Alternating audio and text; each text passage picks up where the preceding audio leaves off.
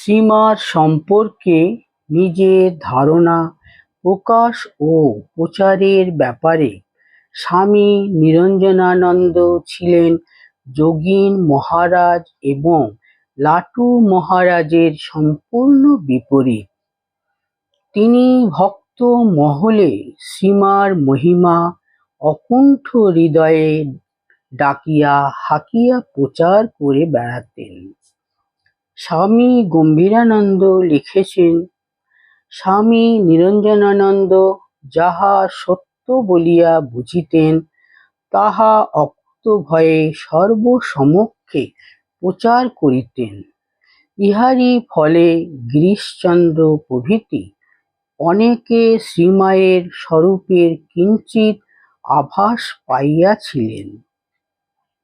সেই মহা আবিষ্কারের চমকপ্রদ কাহিনী বুক ফুলিয়ে ভক্ত ভৈরব ভক্তদের কাছে বর্ণনা করতেন।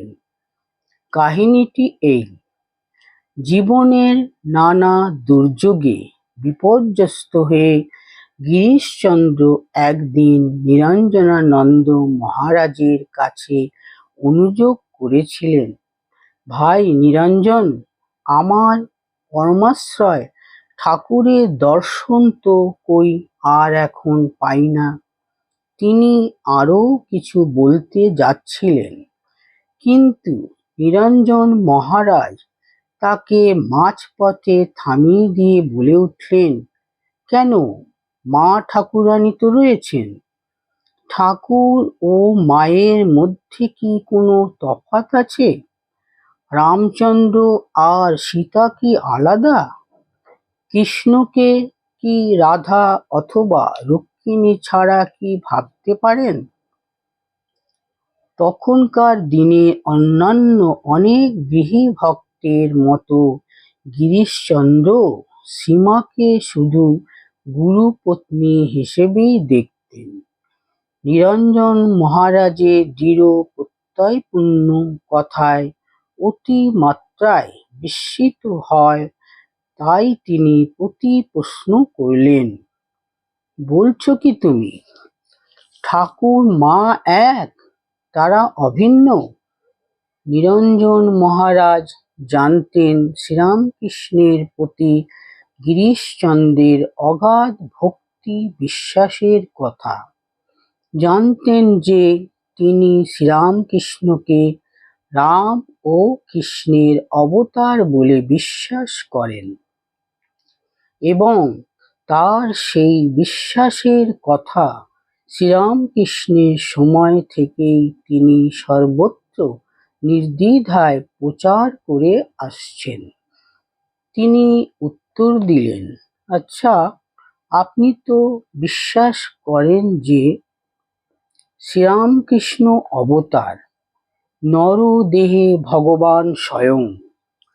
আপনি কি মনে করেন যে তিনি একটি সাধারণ মেয়েকে তার দিব্য জীবনের লীলা সঙ্গিনী হিসেবে গ্রহণ করেছিলেন?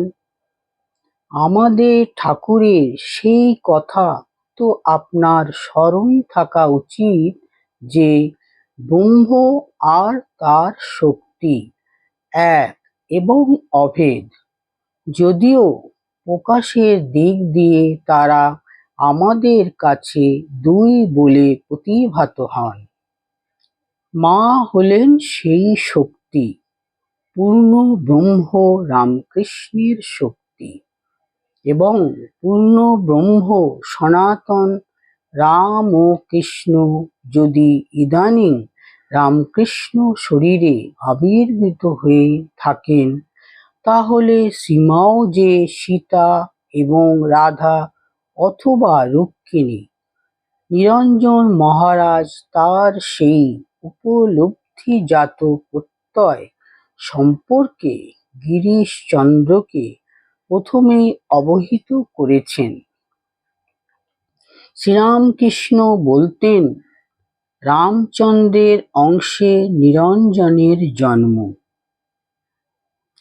নিজের অন্তরঙ্গ পার্শ্বদের পরিচিত প্রসঙ্গে অন্য এক সময় শ্রীরামকৃষ্ণ বলেছিলেন, যারা যারা আত্মীয় তারা কেউ অংশ কেউ কলা।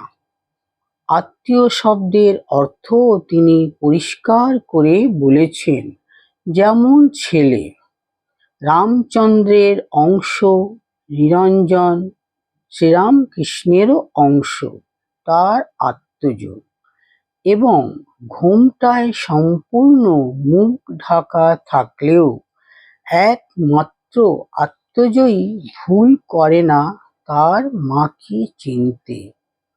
নিরঞ্জনেরও তাই তার মাকে চিনতে ভুল হয়নি।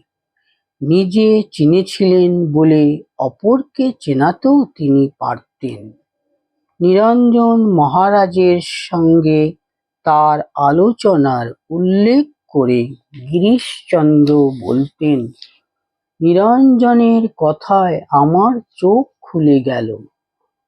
গিরিশচন্দ্র একদিন নতজানু হয়ে করজোড়ে শ্রীরামকৃষ্ণকে বলেছিলেন, ব্যাস বাল্মীকি যার ইয়ত্তা করতে পারেননি, আমি তার সম্বন্ধে বেশি আর কি বলতে পারি। আর নিরঞ্জন ভাই এর কাছে সেদিন তিনি অতিরিক্ত জানলেন যে গুরুপত্নী রূপে এতদিন যাকে জেনে এসেছেন, ব্যাস বাল্মীকি তারও ইয়ত্তা করতে পারেননি। স্বামী শিবানন্দ বলতেন, শুধু রামকৃষ্ণ অবতারেই নয়, রাম অবতারে সীতা রূপে, কৃষ্ণ অবতারে রুক্মিণী বা রাধা রূপে আমাদের মাই এসেছিলেন। যুগে যুগে ঠাকুরের সঙ্গে মাকে আসতে হয়।